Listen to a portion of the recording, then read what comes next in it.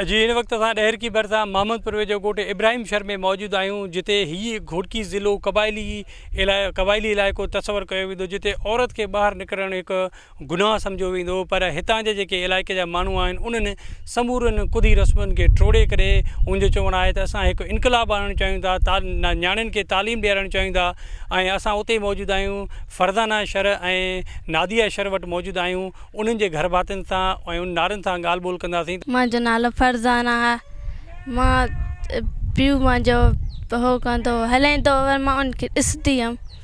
मां चयो इहो हलाईंदो आहे को ॾाढो चईंदो, वरी पोइ मां पाण हाणे सिखां। वरी मां पाण सिखियो, मां हाणे हलाईंदी आहियां, हलाए ईंदी आहियां। पोइ गाह दाह माल जो खणी ईंदी आहियां। ॿियो हिते स्कूल आहे, असां वटि हो आहे पंहिंजी न रोड आहिनि न रस्ता आहिनि। ॿियो असां तालीम छा था कयूं। असां साईं हाणे मुआशिरो आहे, उन जो हिसाब न ज़ैफ़ा जा मर्द आहे, साह हिके जो आहे। पुट आहिनि, पुट जो सिखी न सघिया त इहा त हलाए न। मां त अधो मुड़ुसु आहियां, राति जो दीदे कोन्हे पवंदी, इहा हलाए। इहा मोटर साइकिल गाह बाह खणी ईंदी आहे, माल आहे, इहे ढगड़ियूं आहिनि। ॿियो ज़मीन में कोन्हे, गुज़ारो असांजो इन हिते आहे। एतिरी ताक़त न आहे जो मां जहाज जो पलस्तर कराए सघां। स्कूल आहे, नंढड़ा ॿार आहिनि, खोड़ 5 6 7 ॻोठ आहे असांजो, चङो 8 10 20 घर आहिनि। उन में न स्कूल आहे, न को असांजो कोई परापटी आहे, कोई न आहे असांजो, न को मस्जिद आहे त ॿार नमाज़ पढ़नि, को असां कोई एतिराम असांजो कोई न आहे। काफ़िनि माण्हुनि चयो आहे बाबा छो मोटर ॾींदा हुअसि, छो हलाईंदी आहे, छाजे करे हलाईंदी आहे। बाबा त उन जो हुनर आहे, वेंदी आहे सौदो सूद वठी ईंदी आहे, मोकिलींदा आहियूं असां। हिते हिकिड़ो पीरसन पीउ जो सहारो बणी आहे। पर आउं हिते ज़रूरी आहे ॻाल्हि ऐड कंदुसि त हीअ जेके पसमंदा इलाइक़ा आहिनि, ख़ासि तौर ते जेके हिननि जा क़बीला आहिनि, हिते जेको अक्सर ॾिठो वञे थो त जेके बलोच क़बीलो आहे उहो माज़ीअ में त औरत खे जेको आहे तालीम ॾियारण खे बि ऐब सम्झंदो हुयो। सो औरत खे घर खां ॿाहिरि निकिरण खे बि ऐब सम्झो वेंदो हुयो, हिते माज़ीअ में ईअं हूंदो हो।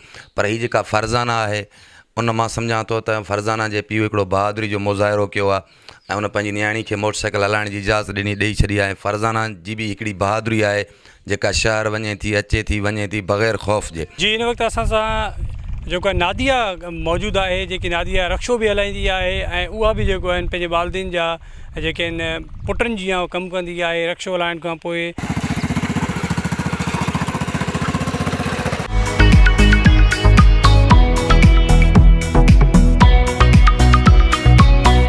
नादिया बाबा इहो ॿुधायो त रक्शे हलाइण जो तव्हांखे शौक़ु कीअं थियो, मोटरसाइकिल हलायो पिया?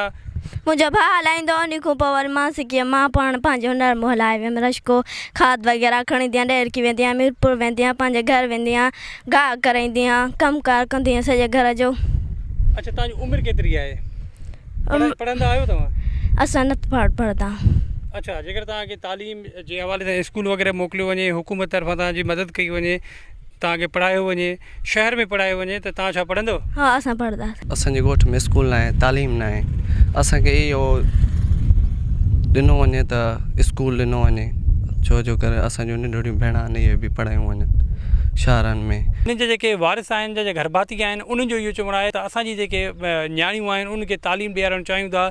पर हिन इलाइक़े में जेके बुनियादी मसइला आहिनि उहे न आहिनि, स्कूल न आहे, सिहत जूं सहूलियतूं न आहिनि। उन्हनि जो इहो चवणु आहे त हुकूमत उनजी मदद करे त हीअ पंहिंजी न्याणियुनि खे शहरनि में आला तालीम ॾियणु चाहिनि था पिया। साथी रिपोर्टर आज़म सोरानी सां गॾु माजिद अली संगड़, टाइम न्यूज़ घोटकी।